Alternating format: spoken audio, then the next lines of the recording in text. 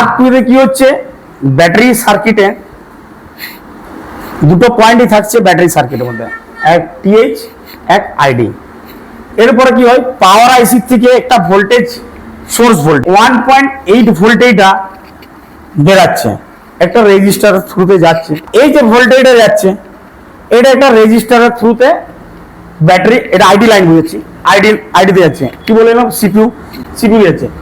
এই যে রেজিস্টারটা আছে এই রেজিস্টারটা কিন্তু তুমি জাম্পার করতে পারো, কারণ এটা কিন্তু কোনো সোর্স লাইনের রেজিস্টার নয়, এটা দিয়ে ফিডব্যাক হয়ে পর যাবে, মানে ঘুরে পর যাবে। তাহলে আরেকটা পয়েন্ট কোথায় আসছে, ব্যাটারি কানেক্টরে। এখানে কি আছে, যেটা সোর্স ভোল্টেজ যে রেজিস্টারটা দিয়ে আসা হবে সেই রেজিস্টারটার কোড কি বলি, কোডিং কত, R1 তো সোর্স ভোল্টেজের রেজিস্ট্যান্সটার নাম হবে R1। আর দেখো এটা কোনো R1 নাই, এটা তুমি জাম্পারও করে দিতে পারো, এটা ডাইরেক্ট তুমি জাম্পারও করে দিতে পারো তুলে দিয়ে, ঠিক আছে, এটা কোনো অসুবিধা নেই। কিন্তু এইটা কিন্তু কোনো মতেই জাম্পার করা চলবে না, এটা কিন্তু গুরুত্ব আছে, কারণ R1 ক্যালকুলেটর অনুযায়ী হবে না, কারণ এটার মডিফাই করতে হবে, যদি জাম্পার করে দাও তাও এখানে মডিফাই করতে হবে।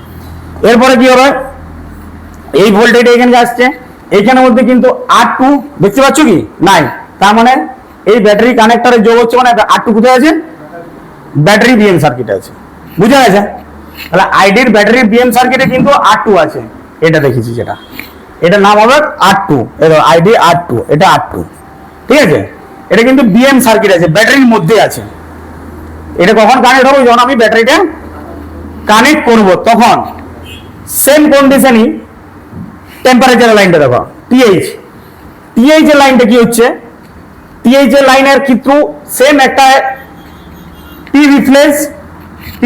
রিফ্রেশ বলতে পারে, বা স্টিয়ারিং ভোল্টেজ বলতে পারো, যে যেমন বলে।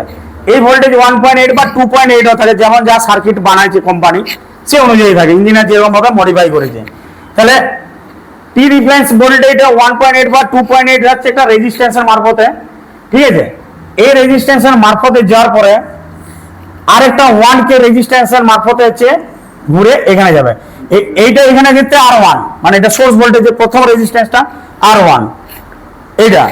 এবারে এইটা যাচ্ছে, এবারে এটার আউটপুট কিন্তু এইটা, এই আউটপুট এটা নয়, এখানে হয়ে পর এইখানে কিন্তু ফিডব্যাক নেওয়ার জন্য যাচ্ছে টিএইচ এ।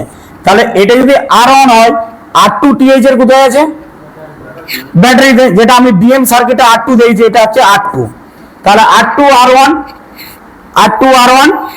আর এই যে 1K রেজিস্টারটা, এটা আমি আউটপুট পাওয়ার পরে একটা লাইন ব্যাট অন বা ব্যাট আইডি বা ব্যাট থ্রামের মধ্যে আছে। এটা কিন্তু অ্যাকচুয়ালি এমপিকে সার্কিটের ক্ষেত্রে, এমপিকে সার্কিটের মধ্যে এটা কিন্তু প্রযোজ্য, কারণ এমপিকে সার্কিটের ক্ষেত্রে ব্যাট অন কথাটা আসবে, ব্যাট অন কথাটা এমপিকে প্রযোজ্য, কোডিংটা মনে রাখবে, এমপিকে হলে ব্যাট অন, এমপিকে হলে ব্যাট অন, ঠিক আছে। তাহলে ব্যাট অন এর যেটা ফিডব্যাক আসছে সেটা এই রেজিস্ট্যান্সের হয়ে পর যাচ্ছে। এবারে এই ফিডব্যাকটা যারা রেজিস্ট্যান্স লাগানো থাকে এমপিকের ক্ষেত্রে, তুমি জাম্পারও করে দিতে পারো তুলে, কিন্তু এটা কোনো মতেই জাম্পার করা যাবে না, এটা সোর্স ভোল্টেজের রেজিস্ট্যান্স, বুঝা গেছে। তাহলে R1 এটা R2 ব্যাটারি বিএম সার্কিটের মধ্যে আছে, যখন কানেক্ট হবে R1 আর R2 এর মধ্যে সার্কিট কানেক্টেড হয়ে যাবে, ভোল্টেজ 1.8 বা 2.8 হলে R1 আর R2 কানেক্ট হলে ডিভাইডার হয়ে পর ব্যাট অনে ভোল্টেজটা চলে যাবে। এই রেজিস্টারটা তুমি জাম্পারও করতে পারো, আর কি বলে যা আছে সেটাও লাগাতে পারো, এটা কোনো গুরুত্বপূর্ণ অতটা রেজিস্ট্যান্স নয়। ওকে, বুঝা গেল। এটা মানে কি, এটা তো ধরো এটা যাচ্ছে, এবারে এটা হয়ে পর যখন এইখানে কানেকশন হয়, এখানে তুমি 1.8 ভোল্টেজ বা 1.8 বা 2.8 যেটা যেমন থাকবে সেটা পাবে এই টিভিটাতে। যখনই ব্যাটারিটা লাগিয়ে দিবে তখন এই ব্যাটারিতে একটা গ্রাউন্ডের সঙ্গে একটা রেজিস্ট্যান্স থাকছে R2, তাহলে ডিভাইডার হয়ে যাওয়া মানে তো এই ভোল্টেজটা কমে যাবে। হ্যাঁ, এবারে সেই কমা কত কমবে সেটা ডিপেন্ড করবে সার্কিট যেরকম ভাবে বানিয়েছে, সিপিইউ কোডিং যেরকম আছে বা পাওয়ার কোডিং যেরকম চাই সেই চাহিদা অনুযায়ী, সেই অনুযায়ী তুমি জেনে রাখো যে কমে যাবে। কমে যাওয়া মানে তো এই লাইনটা কমে গেল ভোল্টেজটা। তাহলে এবারে বুঝো, এইখান থেকে একটা জলের ফ্লো আসছে আর এখান থেকে একটা কম ফ্লো আসছে, তাহলে কি এই জলটা এদিকে যাবে না এইদিকে যাবে?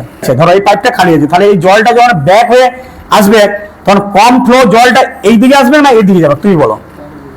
এই দিকে যাবে, কারণ এদিকে তো ফ্লোটা কম আছে তো, আর এদিকে সবসময়ের জন্য 1.2 আসছে দিচ্ছে, তখন এই ভোল্টেজটা এই দিকে হয়ে যাবে। এখানটা তুমি রেজিস্ট্যান্সটা থাকলে রেজিস্ট্যান্স দিতে পারো, বা জাম্পার থাকলে জাম্পারও করে দিতে পারো, কেটে থাকলে, বুঝতে পারলে? এই ভোল্টেজটা কিন্তু এদিকে ঘুরবে না, কারণ এখানে ফ্লোটা বেশি, কি ডিভাইডার হচ্ছে কমে গেল, তারপরে এই দিকে হয়ে পর চলে সমান একটা মনে করে দিতে পারো, তখন এখানে ঢুকে গেল, তাহলে তখন এই ডিভাইডার হয়ে গেল। এবারে কি হয়, ভোল্টেজ যখন আউটপুট ভোল্টেজের যেটা দরকার সেটা যখন পাবেন না, তো কি কি কারণের জন্য পাবেন না? এক, হয়তো এখানে ভোল্টেজ যদি না আসে, বা ভোল্টেজ যদি কম আসে, ধরো 1.8 এর জায়গায় ধরো 0.9 এলো, হবে কি? হবে না, তাহলে আউটপুট ভোল্টেজ কমে গেল, তার টেম্পারেচার টু লো আসবে। এরপরে যদি ধরো এখানে রেজিস্ট্যান্স ভ্যালু যদি কমে যায়, বেড়ে যায়, তাহলে এই যদি 1.8ও আসে বা 2.8 যেটা যার আছে, সেখানে কিন্তু পাস ওয়াক্তে যখনই রেজিস্ট্যান্স ভ্যালুটা বেড়ে গেছে, তার মানে রেজিস্ট্যান্স পাস হবে কম ভোল্টেজ, তখনও কিন্তু এখানে আউটপুটটা তখন কম হবে। বা ধরো এই টেম্পারেচারের রেজিস্ট্যান্স ভ্যালু যদি কমে যায়, ব্যাটারির আইডি, এই ব্যাটারির ডিএম সার্কিটের R2 যদি ভ্যালু বেড়ে যায়, তাতেও ধরে নাও এখানে ক্ষেত্রে ধরো বেড়ে গেল বা কমে গেল, কিন্তু আরো এটা মডিফাই হলো, সে অনুযায়ী আউটপুট ভোল্টেজেরও মডিফাই হবে। তখন কি হবে, তখন মডিফাই হওয়া মানে লো হলে লো দিবে, হাই হলে হাই ভোল্টেজ হলে হাই দিবে। তোমরা বুঝে গেল? তাহলে সেই অনুযায়ী আমরা কিন্তু তখন এই ব্যাটারিটাকে মডিফাই করব সেই অনুযায়ী। আর আইডির ক্ষেত্রেও সেম, কিন্তু আইডির একটা লাইন চলে যাবে, যেটা আউটপুট বেরিয়ে যাচ্ছে সেটা চেঞ্জ করবে সিপিইউ, সিপিইউ চেঞ্জ করবে। এটার ক্ষেত্রে কে করছে? পাওয়ার নিজেই করে নিচ্ছে, আর ও করছে সিপিইউ চেঞ্জ করছে, ঠিক আছে? তাহলে এইভাবে সার্কিটটা অপারেটিং হয়। এবার দেখা যায় এটাকে বলা হচ্ছে আর এই টাইপ 2 বলেছি। টাইপ 2 মানে একটা ব্যাটারি সার্কিটের মধ্যে ব্যাটারি কানেক্টরে আইডি এন্ড থার্ম কানেকশনটা থাকে।